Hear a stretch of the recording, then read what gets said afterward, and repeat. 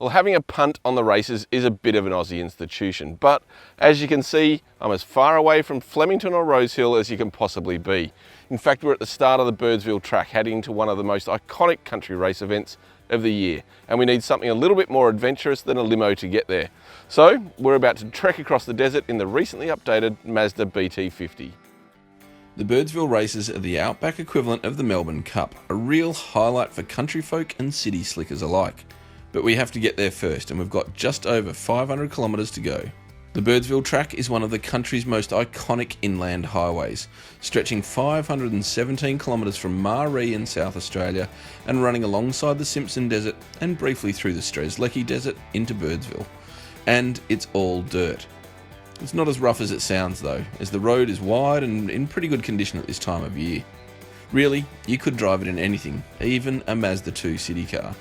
But it can get a bit rough and rocky in sections, and even the toughest four-wheel drives are prone to the odd puncher. So having something like a BT50 makes life just a little bit easier.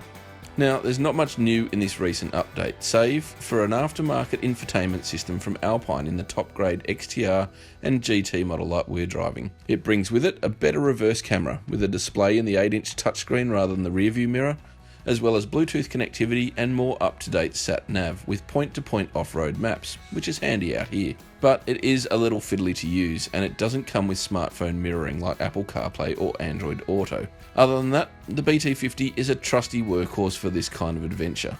The 3.2 litre 5-cylinder turbo diesel engine has plenty of punch, and combined with the 6-speed automatic gearbox, it cruises along nicely. The suspension is also well sorted, soaking up big bumps easily and feeling stable at speeds, even on the slippery, dusty roads. There's not a lot to see out here in the middle of nowhere. It's flat and dry, and the Arrow Straight Road pierces the horizon. But it is dusty, so it's best to leave large spaces between cars and slow down if you're meeting oncoming traffic. While there's an assortment of campgrounds along the Birdsville track, there really is only one place to stop and refuel: the Muncher Hotel, which offers a false promise of an outback Macca's. But it does have friendly service, and the bar is filled with stories on the wall, as well as hats and even bras pinned to the roof. Now, a trip to Birdsville wouldn't be complete without a detour to Big Red, the first and biggest in a series of sand dunes across the Simpson. Reducing the air pressure in your tyres is critical when driving on sand, ensuring you've got as much surface area as possible. Let's see how this BT50 climbs it. We've got our foot pinned to the floor. She's a bit rough. And the sand, here we go, we're getting to the top. And we're over. All you got to do is just keep your foot pinned, low range, diff lock on, and happy days. It's a magical outlook from the top of Big Red, especially at twilight, as the blood red sand changes colour, the sunset is magnificent, and the view across the endless plains around it highlights just how vast the outback really is. Birdsville itself is a colourful place too, particularly during race weekend, where its population swells from around 115 permanent residents to more than 7,000.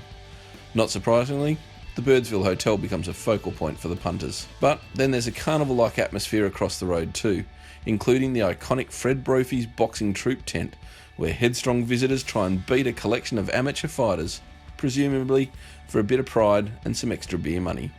Well, travelling up the Birdsville track is one of Australia's greatest adventures, and the Mazda BT50 has been a trusty workhorse to get us here.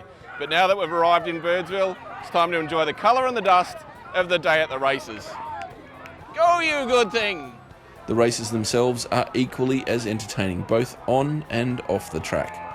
It attracts all sorts, from cowboys to city slickers, with ladies dressed to the nines and blokes wearing everything from rented tuxes to tutus. Like most other events on the Spring Carnival, everyone loves a drink out here and a punt on the GGs.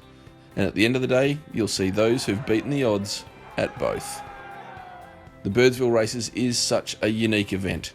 Even if you're not into the horses, it's a great weekend away and a perfect reflection of Australia's outback character. But you'll need something like a BT50 rather than a limo to get here.